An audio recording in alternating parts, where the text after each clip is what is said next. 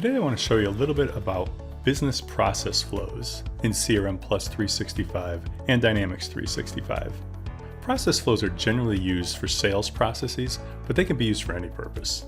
For example, if you need to track the life cycle for a case, process flows work really well. If you're entering a case, for example, to track a damaged shipment, you can use business process flows to track the different stages.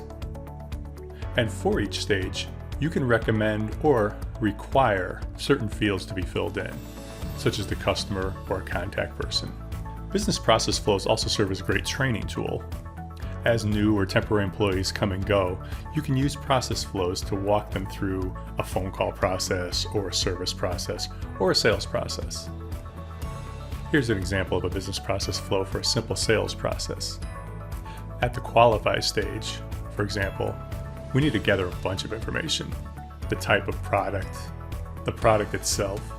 If a quote was sent out, you want to put the date it was created, but a quote is not always necessary, so it's optional. Management wants to know an estimated amount for pipeline reporting, so we do require that at the qualify stage in this particular process. They also want to know the estimated close date. Process flows can also be as simple or as complex as you need them to be. Here's an example of a more complex sales process. We have a client that sells high-end measuring instrument devices for the metal finishing industry.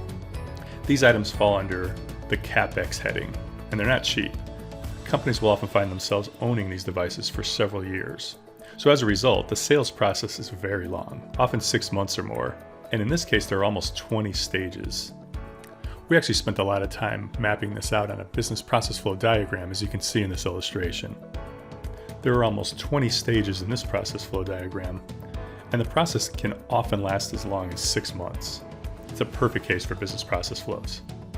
Not only do they guide the user along with required data at each stage, but we can actually set up activities at each stage, such as follow-up phone calls or meetings, and even approval processes, like getting a sign-off from management on a big ticket item. So that's all well and good. But this particular company also sells less expensive measuring devices that fall under what's called the tactical category. These devices have a very short sales cycle of about 3 stages usually. Again, Dynamics 365 and CRM Plus 365 can handle it. But there's one annoying little problem. New opportunities will default to one process or another. It doesn't matter which one we choose, the system selects one. And if we want to change it on a particular opportunity, we actually need to save it first. It drives salespeople bananas. Imagine you're going to enter a sales opportunity, it's tactical, and the system's forcing you to select CapEx first, save it, and then change it. It makes absolutely no sense. There's a second annoying little problem. The chosen sales process isn't really saved anywhere by default. So if you want to set up a simple view that lists all your tactical opportunities for the current month, that's not available. So here's how we solve the problems. Branching. Business process flows can be set up to branch off in different directions. For example, if the amount is over $1 million, maybe it branches into an approval process. Or if the customer is new and this is their first order, maybe it branches off into a credit application process. What we did was we set up a branch right from the start.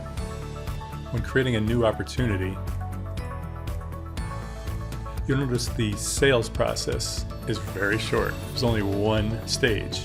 If you were to click on that stage, it's asking you which process you want. You don't really have to go up there. What we did is set up branching right from the start. Right when you create an opportunity, the first thing the system asks you is for the process. And it's required. If you select CapEx, the CapEx process appears at the top. If you select tactile, a much shorter process appears at the top. Very simple. And since we set up a field to track this information, setting up our views couldn't be easier. And we did one more thing for this particular customer. Management wanted to know why things were moving from stage to stage. So the salesperson has to put some note in identifying why they felt this should be moving along to a particular phase.